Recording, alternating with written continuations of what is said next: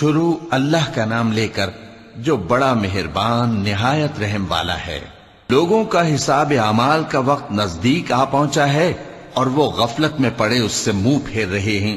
ان کے پاس کوئی نئی نصیحت ان کے پروردگار کی طرف سے نہیں آتی مگر وہ اسے کھیلتے ہوئے سنتے ہیں۔